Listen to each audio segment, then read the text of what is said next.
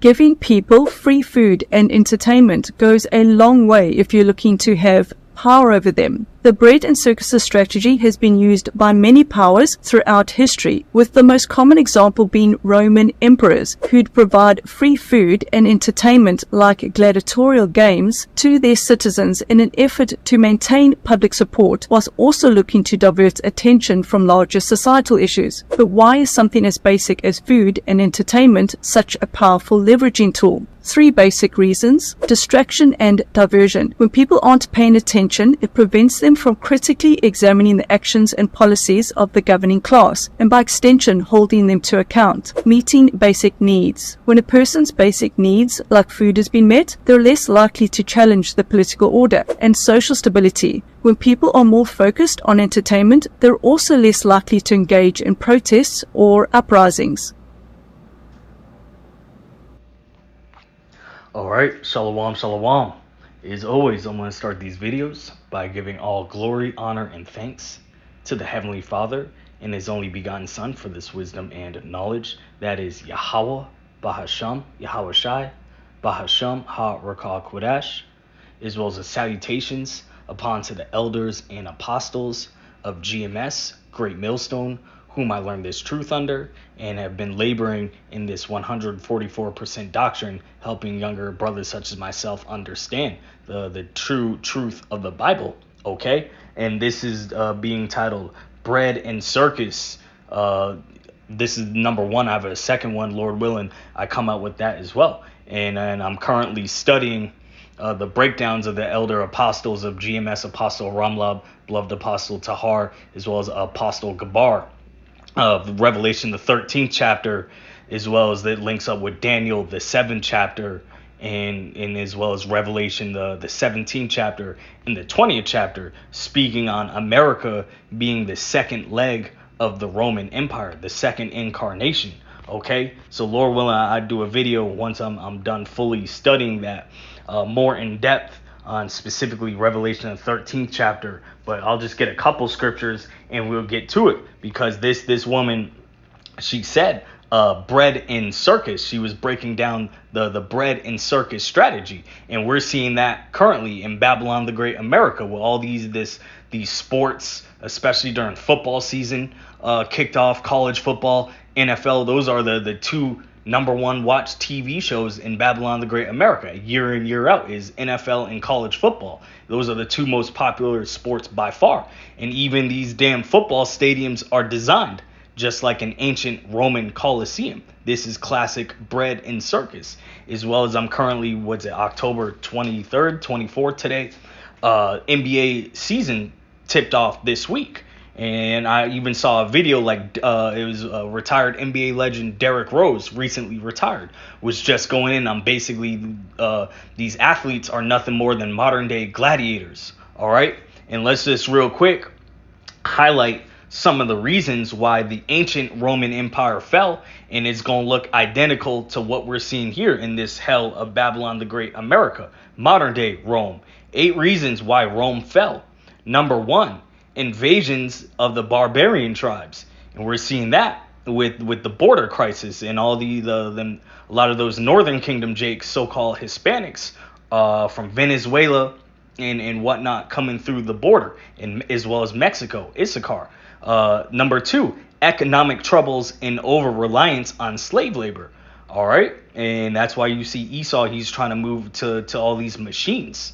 Okay, but the economy's getting worse and worse, and we seeing the collapse of the dollar as well. Back in Rome during the bread and circus times, their currency was collapsing in value.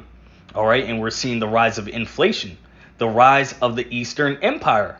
Okay, we're seeing China and Russia, all those countries, those major countries, India out east, rising up. America ain't as big and bad and tough as it used to be.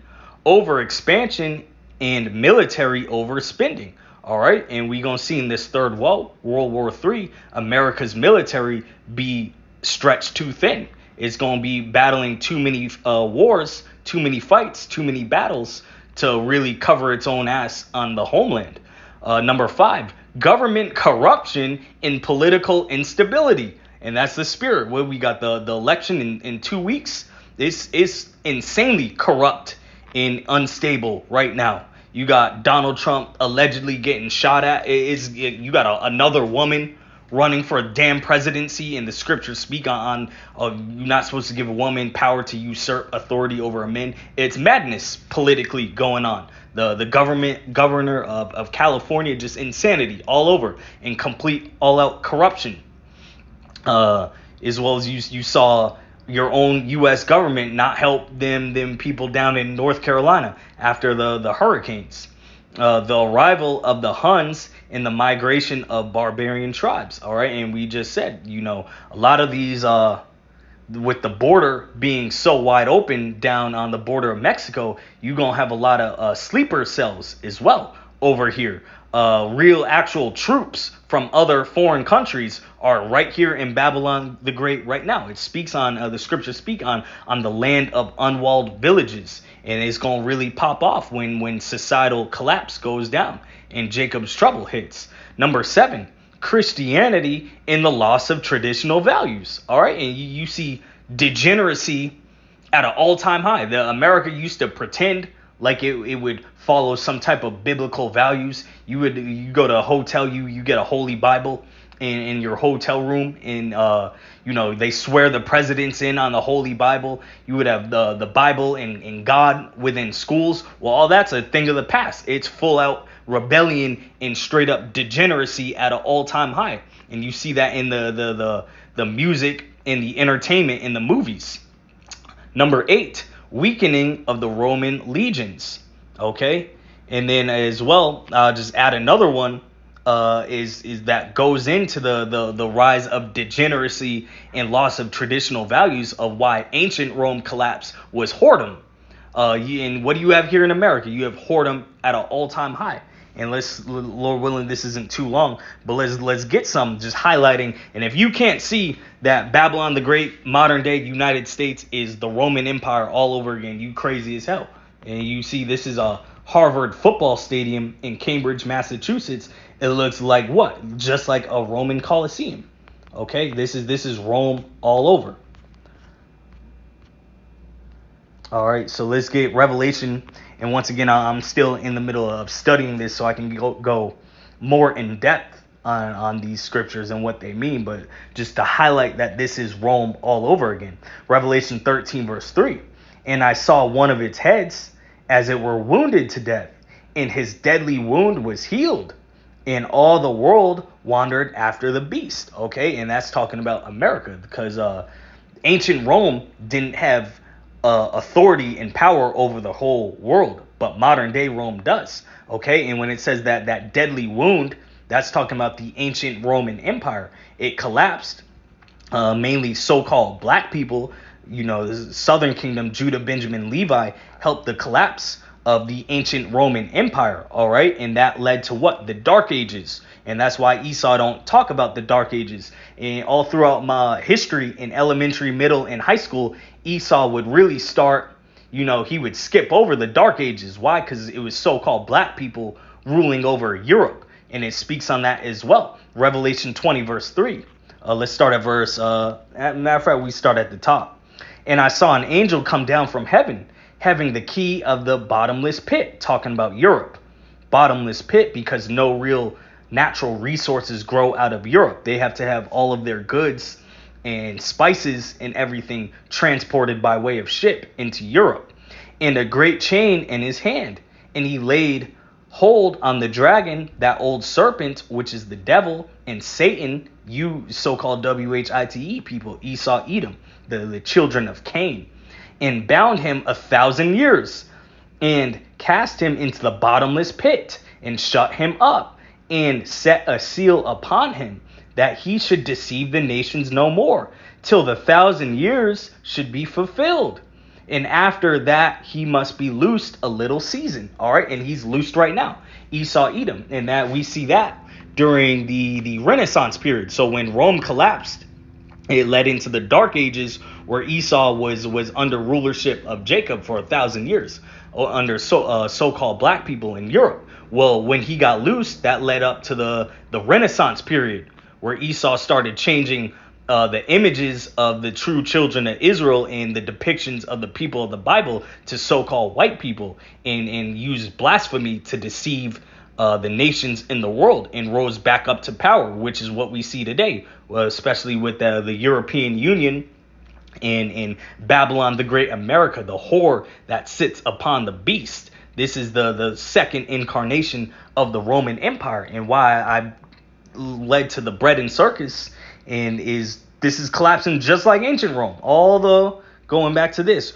reasons why ancient Rome collapsed, we see in that today. We got all-time, let me pull this list, all-time level of homelessness, drug abuse, children raised in broken homes, all-time low in marriage, all-time high in divorce, all-time levels of just wickedness and degeneracy, and levels of depression and confusion, deforestation, animals going extinct, the academic levels and reading levels and test scores are decreasing.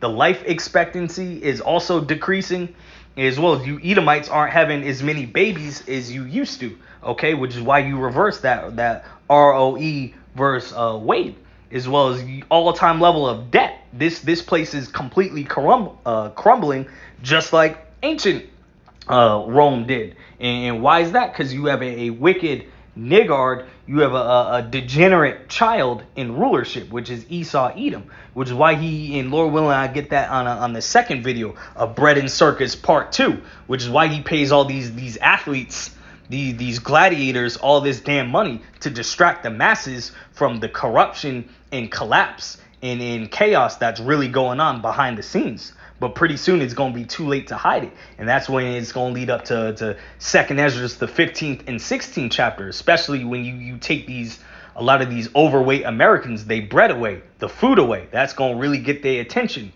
And it's going to be all out hell and chaos out here in the streets. Ecclesiastes, the 10th chapter, let's start at verse 2, speaking on this man that isn't fit for rulership. A wise man's heart is at his right hand, but a fool's heart is at his left. Yeah, also, when he that is a fool walketh by the way, his wisdom faileth him, and he said to everyone that he is a fool. If the spirit of the ruler rise up against thee, leave not thy place, for yielding pacifieth great offenses. There is an evil which I have seen under the sun, as an error which proceedeth from the ruler. Folly, and going back to this bread and circus, this is all just folly in this entertainment, talking about Diddy and all this bullshit distractions. This is nothing but more than folly when actual real shit is going down out here. Folly is set in great dignity, and the rich, speaking on the Israelites, Negroes, Hispanics, and Native Americans, and the rich sit in low place. I have seen servants upon horses, and princes walking as servants upon the earth. He that diggeth a pit shall fall into it, and whoso breaketh an hedge, a serpent shall bite him.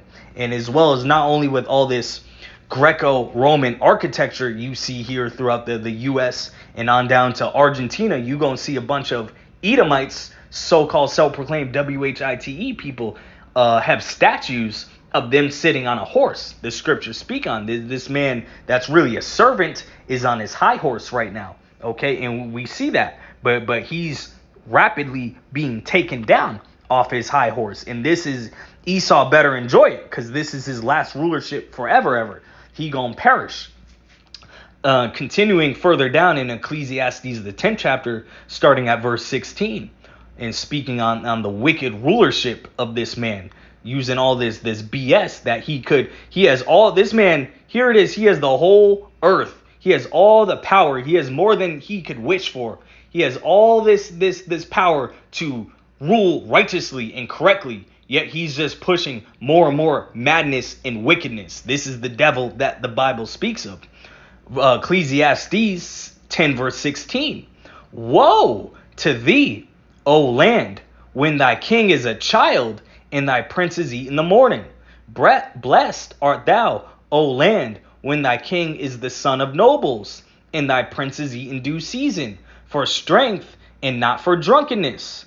By much slothfulness the building decayeth, and through idleness of the hands of the house droppeth through. Okay, and that's where we're seeing this place is decaying rapidly because the prince, the man that is in rulership, rules without wisdom. The knowledge of wickedness is not wisdom, and he rules as a damn evil little demonic baby, a little child, a little niggard, and all his wickedness that he thinks is wisdom is failing him in his society, which is why his kingdom is collapsing once again and for the last time, because you Edomites will never rise up to rulership once Yahushua touches down. Ecclesiasticus, the 10th chapter, verse 3, an unwise king destroyeth his people, but through the prudence of them which are in authority, the city shall be inhabited. The power of the earth is in the hand of the Lord, and in due time he will set over it one that is profitable. All right, and that's when Yahushua down to King David and the rest of the elect, the 144,000, establish a rulership of righteousness, an eternal kingdom that will never fall. Okay, which is what we're seeking for and striving for. Okay, because the Lord set up this once and final kingdom of ultimate wickedness, so we would appreciate righteousness. We can fully appreciate it with all this madness we're seeing today. And this bread and circus, your football and sports and NBA and bullshit that really don't matter is just a distraction to divert attention from how fucked up and bad things have gotten and are continuing to get. That's all a distraction. Staying in Sirach, book of Sirach, Ecclesiasticus, the 10th chapter, verse 8, because of unrighteous dealings, injuries, and riches got by deceit, the kingdom is translated from one people to another. Why is earth in ashes proud? There is not a more wicked thing than a covetous man. For such an one setteth his own soul to sale, because while he liveth, he casteth away his bowels. The physician cutteth off a long disease, and he that is today a king, tomorrow shall die. And you Edomites got all your empire by way of the sword, by bloodshed, by unrighteous dealings. All right, and through covetousness, because this wasn't your land. The Americas weren't your land, but you, going back to Revelation, the 13th chapter, you done took the whole world down through by your blessing the way of the sword. And you gonna get recompensed with that by the sword with these ICBM thermonuclear missiles, and that's gonna knock your ass out of rulership. All right, and that physician in verse 10 is speaking on Yahushua, who the world ignorantly knows as Jesus, who's not a so-called white man. Okay, he's going to knock you off your rulership seat. Okay, and it just reminds me as well, when I was in truck driving last year, I was working with this Mormon Edomite from Utah, and he was speaking on how him and his family took a trip to, it was either Greece or Rome. And this man, he was talking so pridefully and in his glory about, ancient Greece or Rome, whatever it is, because that was his people. Those are these so-called self-proclaimed WHITs are nothing more than modern day Romans, and your Roman Empire is collapsing once again like the previous incarnation. All right, and Lord willing, I go more in depth still studying the book of Revelation as well as Daniel, the 7th and 8th chapters. I hope this was edifying. Shalom.